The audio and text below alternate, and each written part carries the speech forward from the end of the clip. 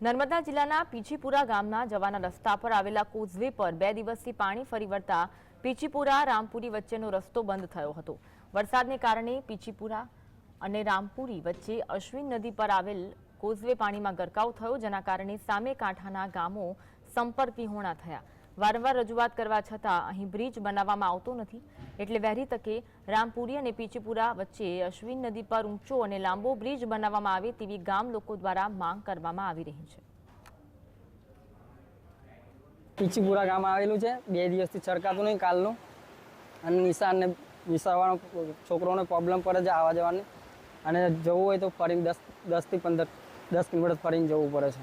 ગામમાં દૂધ પશુઓનો હોય તો એ બી પ્રોબ્લેમ થાય છે।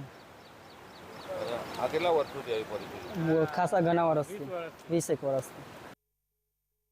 5 દિવસ સુધી નહીં આગળ તકલીફ રહેશે આવવા જવામાં, એટલા માટે સરકારને મારી નમ્ર વિનંતી છે કે અહીં બ્રિજ જેવું કંઈ બને, કેમ કે 5-5, 7-7 દિવસ લગી પાણી ઉતરતું નથી, ત્યાં સુધીના છોકરોને આવવા જવામાં તકલીફ થાય છે।